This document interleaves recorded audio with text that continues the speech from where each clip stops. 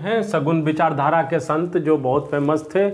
तो रामानुज के बारे में बात करेंगे कि रामानुज जो थे उनका जन्म कहाँ हुआ था। उनका जन्म तिरुपति में हुआ था और इन्होंने क्या कहा था कि मोक्ष के लिए ज्ञान से अधिक इन्होंने भक्ति पर जोर दिया था। किस पर जोर दिया था? भक्ति पर जोर दिया था। तो रामानुजाचार्य, और इनके बारे में कहा गया है कि ये इनका प्रमुख केंद्र जो था वो श्रीरंगापट्टनम था। ध्यान देंगे चीज़ों को। प्रमुख केंद्र श्रीरंगापट्टनम, रंगापट्टनम, जहाँ पर इनके शासक जो थे, इस समय के शासक चोल शासक थे और ये जो थे ये वैष्णव धर्म के संस्थापक थे। कौन? वैष्णव धर्म के मानने वाले थे।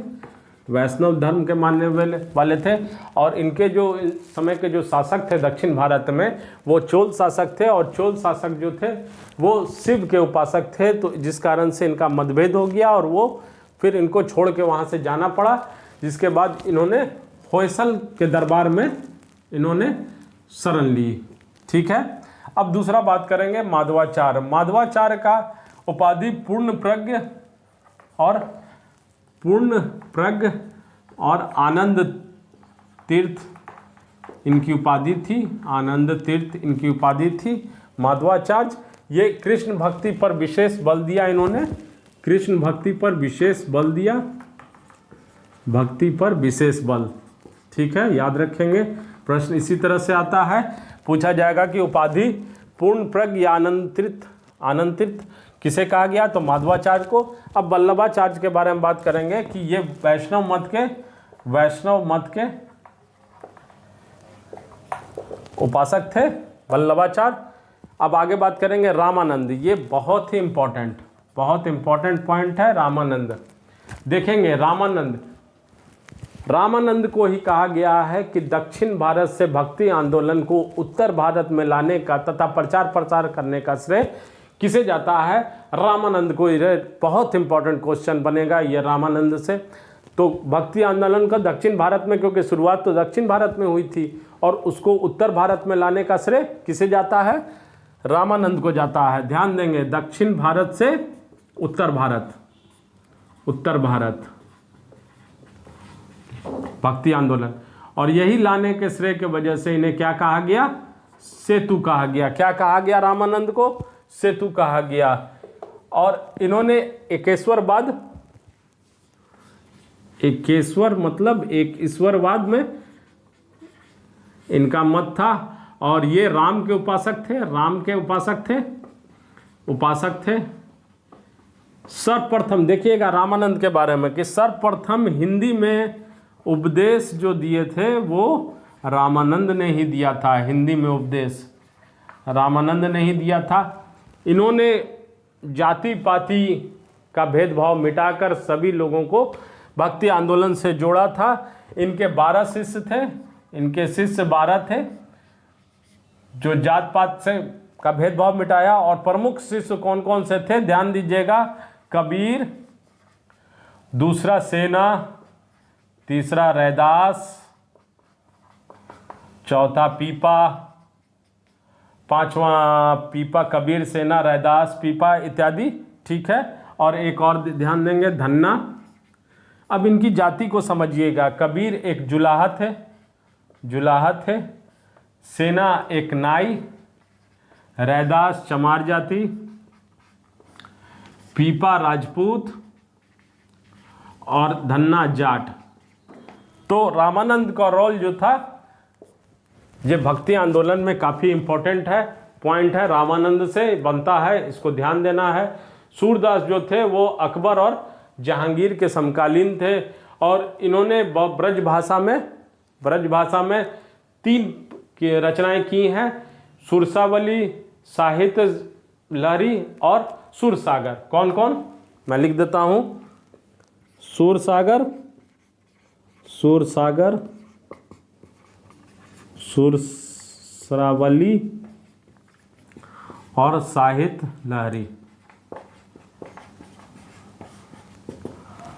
तो ये 5 मैंने सगुन विचारधारा के संत के बारे में बताया। अभी और बात करते हैं। बात करते हैं तुलसीदास के बारे में। तो तुलसीदास का जन्म उत्तर प्रदेश के बांदा जिला में हुआ था, बांदा जिले में। और ये जो थे तुलसीदास, ये अकबर के समकालीन थे। इनके बारे में सबसे महत्वपूर्ण जो जानकारी मैं आपको दे रहा हूँ, इन्होंने रामचरितमानस की रचना की थी। कौन से?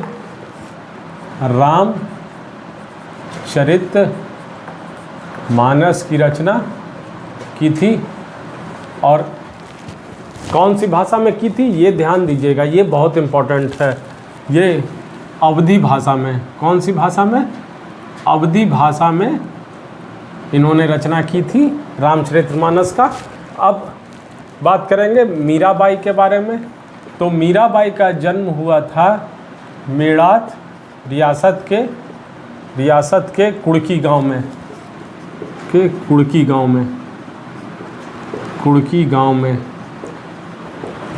मीराबाई प्रमुखता फेमस हुई थी या प्रसिद्ध हुई थी, वो कृष्ण भक्ति के वजह से ही उनका नाम हुआ था।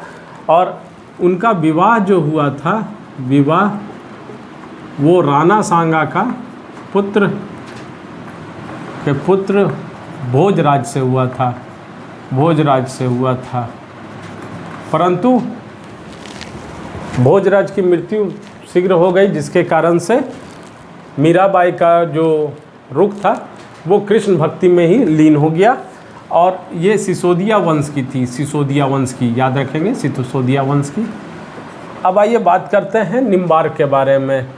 निम्बार्क जो आचार्य थे वो बेल्लारी गांव जो तमिलनाडु में है, वहाँ इनका जन्म हुआ था। तमिलनाडु में इनका जन्म हुआ था। बाकी मैंने निम्बार्क के बारे में और भी उनका मत, उनका संप्रदाय मैंने बता दिया है। ऐसे निम्बार्क के बारे में एक बहुत ही इम्पोर्टेंट है कि इन्हें सुदर्शन चक्र का अवतार माना जाता है। चलिए बात करते हैं नरसिंह मेहता के बारे में, या नरसिंह मेहता के बारे में। बहुत इम्पोर्टेंट है। ये 15वीं शताब्दी के तहत गुजरात के एक प्रसिद्ध सूफी, एक संत थे, सूफी नहीं थे, प्रसिद्ध संत थे। कहाँ के? गुजरात के। और महात्मा गांधी के जो प्रिय भजन था, कौन सा भजन था? वैष्णव जन तेनो कहिए। नरसिंह ये 15वीं शताब्दी के, इनके जनक शताब्दी में, कहाँ के? गुजरात का प्रसिद्ध संत थे। और महात्मा गांधी का प्रिय भजन वैष्णव जन तो तेनो कहिए पीर पराई के रचयिता नरसिंह मेहता ही हैं। ये बहुत इम्पोर्टेंट है, परीक्षा के दृष्टिकोण से ध्यान देना है, वैष्णव जन। अब बात करते हैं शंकर देव के बारे में। तो शंकर देव का कहाँ के जन्म हुआ था? ये असम के महानतम धार्मिक सुधारक थे। ये एकेश्वरवाद में इनका, शंकर देव का एकेश्वरवाद का मत था। और इनका जो स्थापित संप्रदाय था वो एक शरण संप्रदाय था। कौन सा? एक शरण संप्रदाय था, ध्यान दीजिएगा। अब बात करें चैतन्य महाप्रभु कहा जाता है इन्हें। ये बंगाल के, सबसे बड़ी बात है, बंगाल में भक्ति आंदोलन के प्रवर्तक यही थे। बंगाल में भक्ति आंदोलन के प्रवर्तक कौन थे? प्रश्न पूछा जाता है इस तरह से, बंगाल में भक्ति आंदोलन के प्रवर्तक कौन थे? तो आपका जवाब होगा चैतन्य महाप्रभु, या चैतन्य भक्ति आंदोलन के प्रवर्तक। और इन्होंने कौन सा स्थापना किया था? गोसाई संघ। और इनका दार्शनिक सिद्धांत था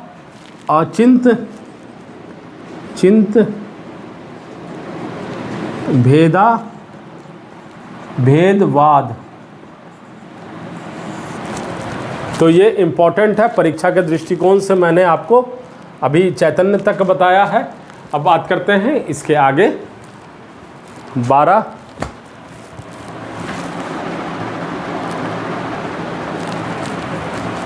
आइए कुछ निर्गुण मत के बारे में भी बात कर लें। सगुण मत के बारे में मैंने विचारधारा से संबंधित सभी संतों के बारे में बताया। अब कबीर के बारे में जानेंगे कि कबीर जो था वो निर्गुण मत का अनुयायी था या उसके निर्गुण मत के विचारधारा को फॉलो करता था। तो ये वाराणसी में लहर तारा तालाब के निकट पाया गया था, जिसके बाद में जो जुलाहा था वो लेके इसको घर चला गया। उसके बाद अलग कहानी है बहुत ज़्यादा। अब बात करेंगे, ये सिकंदर लोदी का समकालीन था, सिकंदर लोदी का समकालीन, और इसका अनुयायी जो थे, इस समकालीन अनुयायी जितने थे वो कबीर पंथी कहलाते थे। क्या कहलाते थे? कबीर पंथी अनुयायी कहलाते थे, अनुयायी कबीर पंथी कहलाते थे। अब बात करेंगे, और कबीर के बारे में एक और चीज़ फेमस है कि इन्होंने गृहस्थ जीवन जीकर, ठीक है, ये संत बने रहे गृहस्थ जीवन जीकर, अर्थात गृहस्थ जीवन इन्होंने जिया। अब बात करेंगे रैदास के बारे में। तो रैदास ने एक स्थापना की थी, एक रायदासी संप्रदाय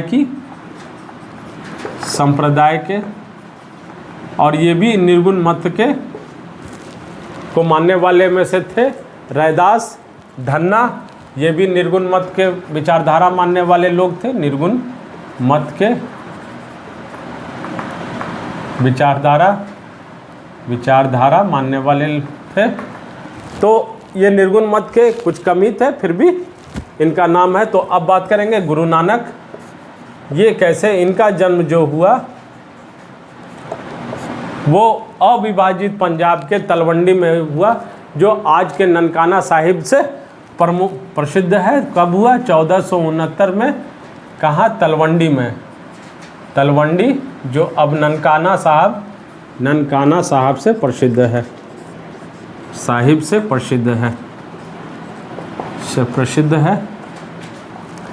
इनके बारे में एक है कि ये सूफी संत बाबा फरीद से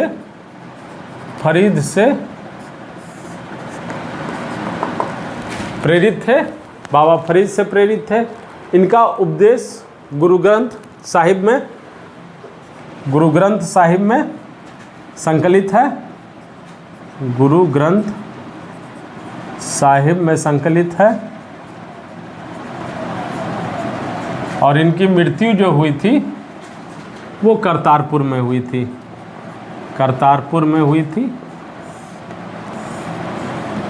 तो सिख समुदाय के बारे में आगे हम लोग विशेष बात करेंगे।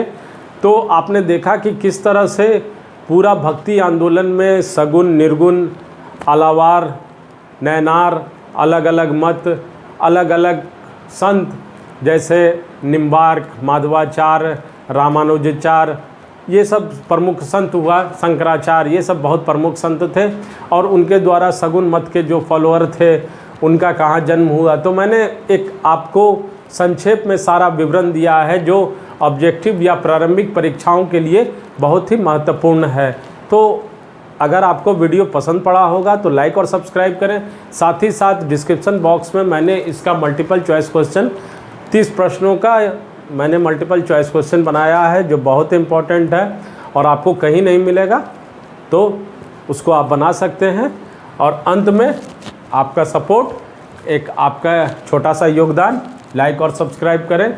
इसके बाद हम लोग मुग़ल साम्राज्य के बारे में पढ़ेंगे और उससे संबंधित सारी चीज़ों को जानेंगे, और उनसे संबंधित बहुत ही इम्पोर्टेंट मुग़ल साम्राज्य है। तो मिलते हैं मुग़ल साम्राज्य में अगला चैप्टर, मुग़ल साम्राज्य या मुग़ल काल, बाबर से शुरू करेंगे। धन्यवाद।